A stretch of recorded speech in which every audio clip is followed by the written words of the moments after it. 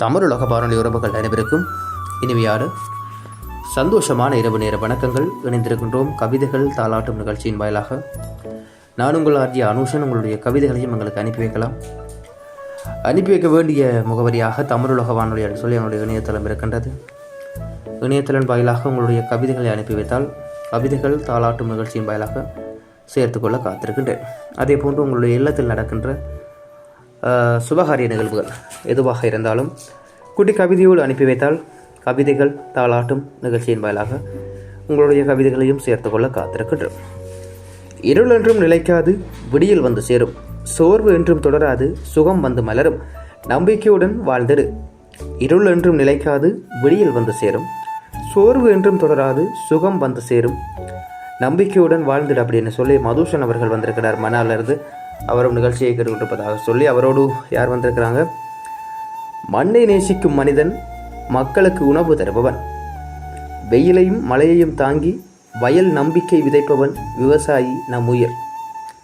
மண்ணை நேசிக்கும் மனிதன் மக்களுக்கு உணவு தருபவன், வெயிலையும் மழையையும் தாங்கி வயலில் நம்பிக்கை விதைப்பவன் எங்களுடைய விவசாயி அப்படின்னு சொல்லி யார் அனுப்பி வைத்த பதிவு இது?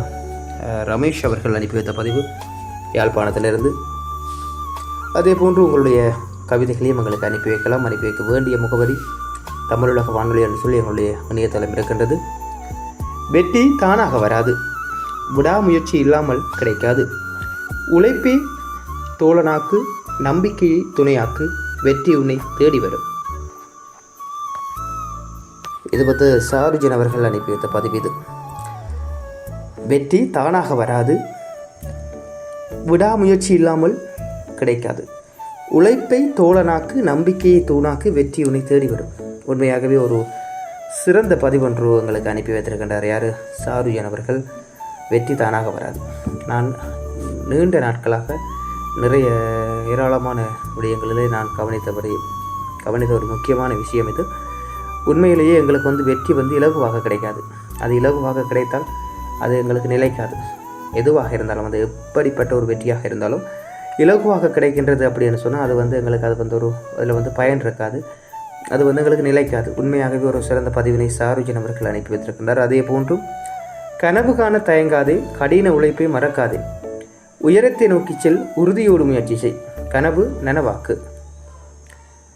கனவு காண தயங்காதே, கடின உழைப்பை மறக்காதே, உயரத்தை நோக்கி செல், உறுதியோடு முயற்சி செய், கனவு நனவாகும் அப்படின்னு சொல்லி தனுஷன் அவர்கள் யாழ்ப்பாணத்திலிருந்து அனுப்பி வைத்த பதிவு இது. அதே போன்று குடும்பம் ஒரு கோவில், அன்புதான் அதன் தீபம், ஒற்றுமை தன் வலிமை, பாசம் அதன் செல்வம், குடும்ப வாழ்வின் சொர்க்கம். குடும்பம் ஒரு கோவில், அன்புதான் தீபம், ஒற்றுமை அதன் வலிமை, பாசம் அதன் செல்வம், குடும்ப வாழ்வின் சொர்க்கம் அப்படின்னு சொல்லி அனுப்பி வைத்த பதிவு இது. யார்? தீபிகா அங்கே அனுப்பி வச்சுருக்காங்க மட்டக்களப்பிலிருந்து. எங்களுடைய குடும்பம் ஒரு சொர்க்கம், ஒரு கோவில். நாங்கள் கூட்டு குடும்பமாக எல்லாரும் ஒற்றுமையாக வாழ்கின்றோம். இந்த கவிதையினையும் நிகழ்ச்சியோடு சேர்த்துக்கொள்ளும் அப்படின்னு சொல்லி வந்திருக்கின்றார். ரொம்ப நன்றி சகோதரி. அதே போன்று நேரம் பொன்னை விட மதிப்பு, நொடிகள் தரும் பொறுப்பு வீணாக்காதே, ஒவ்வொரு கணமும் வெற்றியாக்கு, ஒவ்வொரு நாளும் நேரத்தை மதிப்போம். நேரம் பொன்னை விட மதிப்பு, நொடிகள் தரும் பொறுப்பு வீணாக்காதே, ஒவ்வொரு கணமும் வெற்றியாக்கு, ஒவ்வொரு நாளும் நேரத்தை மதிப்போம். உண்மையிலேயே நாங்கள் சிறிய வயதுகளில் பாடசாலைகளில் கூட எங்களுக்கு ஆசிரியர்கள் கருத்துரை கூறும்போது சொல்வார்கள், நேரம் பொன்னானது, நேரத்தை தவற விடாதீர்கள், படிக்க வேண்டிய நேரத்தில் நன்றாக படியுங்கள் அப்படின்னு சொல்லி நேரத்துக்கு ஏராளமான உதாரணங்கள் கூறி எங்களுடைய ஆசிரியர்கள் எங்களுக்கு அறிவுரைகள் கூறுவார்கள். அதே போன்று தான் இந்த கவிதையினையும் எங்களுக்கு அனுப்பி வைத்திருக்கின்றார் சகோதரி. ரொம்ப நன்றி சகோதரி. அதே போன்று சிரிப்பு ஒரு சிறந்த மருந்து, சிந்தை மாற்றும் விருந்து, முகத்தில் மலரும் புன்னகை, மனதில் விதைக்கும் நிம்மதி, சிரித்தே வாழ்வோம். சிரிப்பு ஒரு சிறந்த மருந்து, சிந்தை மாற்றும் விருந்து, முகத்தில் மலரும் புன்னகை, மனதில் விதைக்கும் நிம்மதி, சிரித்தே வாழ்வோம் அப்படின்னு சொல்லி அனுப்பி வைத்த பதிவு இது. யார் அனுப்பி வைத்திருக்கிறாங்க?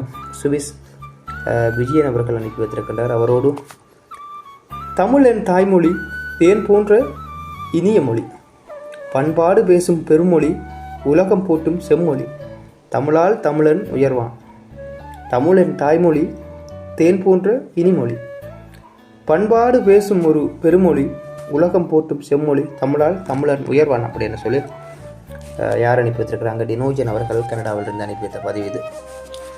இதே போன்று உங்களுடைய கவிதைகளையும் எங்களுக்கு அனுப்பி வைங்க.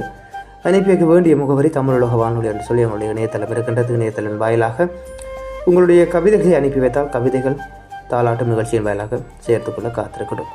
மற்றொரு கவிதைகள் தாலாட்டும் நிகழ்ச்சியின் வாயிலாக உங்கள் அனைவரையும் சந்திக்கும் வரை உங்களிடமிருந்து விடைபெற்று செல்லும் நான் என்று உங்கள் அன்பின் ஆர்ஜே அனுஷா.